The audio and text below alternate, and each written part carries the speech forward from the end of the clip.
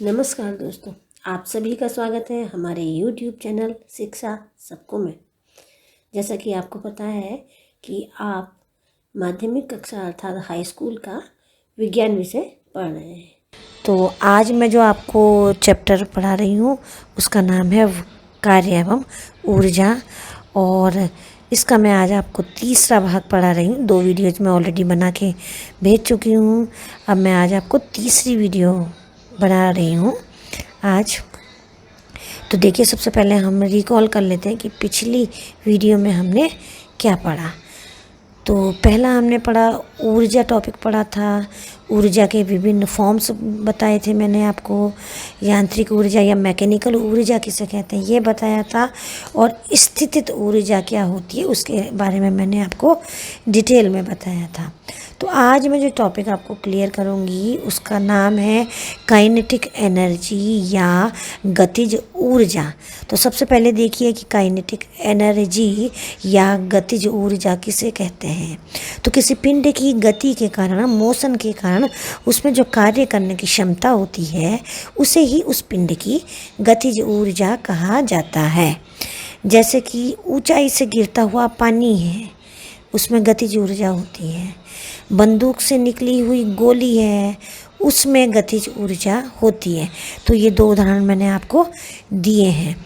अब पिंड की गतिज ऊर्जा को कुछ कारक प्रभावित करते हैं, तो वो कारक कौन से हैं उसको बताने के लिए मैंने आपके सामने एक एक्टिविटी की, एक प्रयोग किया है। उसको आप पहले देखिए, प्रयोग को देखिए, उसके आधार पर मैं आपको बताऊंगी कि पिंड की गतिज ऊर्जा को प्रभावित करने वाले कारक कौन कौन से होते हैं। यहाँ पे मैंने 2 एक्टिविटीज आपको करके बताई है। तो देखिए, मैं आपको एक एक्टिविटी करके दिखाऊंगी। इसमें मैंने 2 नोटबुक्स रखी है, एक के ऊपर एक ढेर बनाया है और साथ में एक और नोटबुक ले रखी है जिसको मैंने रैंप की तरह यूज किया, ढलान बनाया है। और मैंने एक माचिस का डिब्बा लिया है जहाँ मैंने एक मार्कर बना रखा है, वहाँ रखा है। एक पेंसिल सेल लिया है और एक लिया है मैंने टॉर्च वाला सेल, यानी एक कम द्रव्यमान का सेल ले रखा है और एक अधिक द्रव्यमान का सेल। और मैं यहाँ पे आपको यही बताऊंगी कि गतिज ऊर्जा किन किन कारकों पर डिपेंड करती है। तो देखिए, सबसे पहले मैं क्या करूँगी, इस मार्क पर माचिस की डिब्बी को रख दूँगी। ये देखिए, मार्क बना, यहाँ पे रख दिया माचिस के डिब्बे को। अब मैं जो पेंसिल सेल है, जो पतला हल्का सेल है, कम द्रव्यमान वाला है, उसको ऊपर से नीचे की तरफ छोड़ती हूँ। तो देखिए, इसने माचिस के डिब्बे को थोड़ा सा आगे की ओर सरका दिया, अर्थात इसमें जो गतिज ऊर्जा थी उसने माचिस के डिब्बे पर काम किया और माचिस का डिब्बा थोड़ा सा आगे की ओर सरक गया। अब इसी तरीके से मैं टॉर्च वाले सेल को लूँगी और उसको भी ऊपर से नीचे की ओर छोड़ूंगी। तो देखिए क्या होता है, यहाँ पर जो है माचिस का डिब्बा मैंने वापस उसी मार्क पर रख दिया जो मैंने पहले, जहाँ पे मैंने पहले रखा था। अब देखिए, ऊपर से छोड़ने पर होता क्या है, ये देखिए, यहाँ पर ये जो सेल है, टॉर्च का जो सेल है, इसने माचिस के डिब्बे को काफ़ी आगे की ओर खिसका दिया, सरका दिया, अर्थात इसमें गतिज ऊर्जा अधिक थी, तभी उसने ज़्यादा दूरी तय करी माचिस ने। तो मैं आपको यही बताना चाह रही थी कि जो कम द्रव्यमान वाली वस्तु है उसकी गतिज ऊर्जा कम और अधिक द्रव्यमान वाली वस्तु की गतिज ऊर्जा अधिक होगी।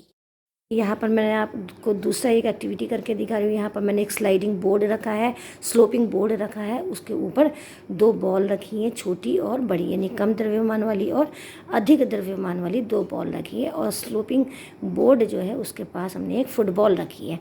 तो ये मैंने सब इसलिए तैयारी करी है जिससे मैं आपको बता सकूँ कि कम द्रव्यमान वाली वस्तु की गतिज ऊर्जा कितनी होती है और अधिक द्रव्यमान वाली वस्तु की गतिज ऊर्जा क्या होती है। तो देखिए, ये दोनों बॉल है, छोटी वाली बॉल और एक बड़ी बॉल, और नीचे रखी है फुटबॉल। तो सबसे पहले हम क्या करेंगे, कम द्रव्यमान वाली बॉल को नीचे की तरफ स्लाइड करेंगे, नीचे की तरफ छोड़ेंगे। तो देखिए क्या होता है, पहले हम करेंगे कम द्रव्यमान वाली बॉल को नीचे की तरफ छोड़ेंगे। अब आपको पता ही है कि गति करती हुई वस्तु में गतिज ऊर्जा होती है। तो देखिए, जब नीचे ये आई, नीचे हमने इसको छोड़ा तो इसमें गतिज ऊर्जा है। अब इस गतिज ऊर्जा के कारण देखिए क्या होता है, जैसे ही हम इसे नीचे छोड़ते हैं ये फुटबॉल को हल्का सा हिला पाती है, इससे ज़्यादा नहीं, अर्थात इसमें गतिज ऊर्जा तो थी लेकिन कम थी। अब यही क्रिया हम कराएंगे अधिक द्रव्यमान वाली क्रिकेट की बॉल से। तो देखिए क्या होता है, जैसे ही हम इसको नीचे को छोड़ते हैं तो फुटबॉल अपने स्थान से थोड़ा आगे की ओर खिसक जाती है। देखिए कैसे किया मैंने, यहाँ पे इसको स्लोप में डाल दिया, स्लोपिंग बोर्ड में। तो देखिए इसने फुटबॉल को काफ़ी आगे तक सरका दिया। तो मैं आपको यही बताना चाह रही थी कि कम द्रव्यमान वाली वस्तु का गतिज ऊर्जा कम होती है। तो इस प्रकार दोनों एक्टिविटी, दोनों क्रियाकलापों को करने के बाद हम पुनः दोनों सेल हैं और दोनों गेंद हैं जो हमने एक्टिविटी 1 और एक्टिविटी 2 में लिए हैं, उनको और अधिक ऊंचाई से लुढ़का कर देखेंगे, मतलब गिरा कर देखेंगे, यानी कि हम ऊंचाई बढ़ा देंगे। दोनों सेलों को और अधिक ऊंचाई पर ले जाएंगे। इसी तरीके से दोनों गेंदों को भी और अधिक ऊंचाई पर ले जाकर लुढ़का के देखेंगे। तो हम देखेंगे कि जिस सेल या गेंद का वेग अधिक होगा वह तेज़ी से माचिस के डिब्बे को काफ़ी आगे की ओर ढकेलेगी। इसी प्रकार जो बॉल है वो जितनी अधिक ऊंचाई से छोड़ी जाएगी, तो वेग अधिक होगा, और वेग अधिक होने से वो बॉल फुटबॉल को और आगे तक ढकेलेगी।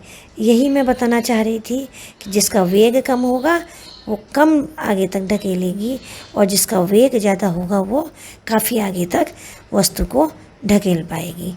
तो इन सभी ऑब्जर्वेशंस के आधार पर हम यह निष्कर्ष निकालते हैं कि जब कोई पिंड किसी ऊंचाई से नीचे गिर रहा है तो सबसे पहले इसकी स्थितिज ऊर्जा यानी पोटेंशियल एनर्जी कम होती है और गतिज ऊर्जा बढ़ती जाती है।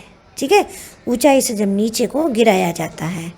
दूसरा पॉइंट है कि गतिमान पिंड की गतिज ऊर्जा निर्भर करती है नंबर 1 वस्तु के द्रव्यमान पर, और दूसरा है वस्तु के वेग पर, यानी कि द्रव्यमान पर m पर जितना अधिक द्रव्यमान होगा उतनी ही अधिक पिंड की गतिज ऊर्जा होगी।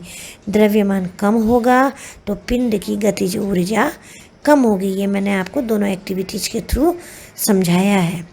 ऐसे ही पिंड के वेग पर भी गतिज ऊर्जा डिपेंड करती है, यानी कि जिसका अधिक वेग होगा, जैसे कि हम समान द्रव्यमान वाली वस्तुओं को फेंकेंगे, जिसका वेग अधिक होगा उस पिंड की गतिज ऊर्जा अधिक होगी, और जिस वस्तु का वेग कम होगा उसकी गतिज ऊर्जा कम होगी।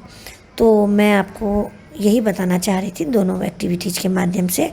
अब देखिए, किसी गतिमान पिंड की गतिज ऊर्जा होती है गतिज ऊर्जा KE यानी कि काइनेटिक एनर्जी = ½ mv²। तो ये फॉर्मूला है गतिज ऊर्जा का, इसको ध्यान से नोट कर लीजिए, KE = ½ mv²। तो आज की वीडियो में इतना ही। आगे के टॉपिक्स को क्लियर करने के लिए मेरी अगली वीडियो का इंतज़ार कीजिए। तब तक के लिए धन्यवाद।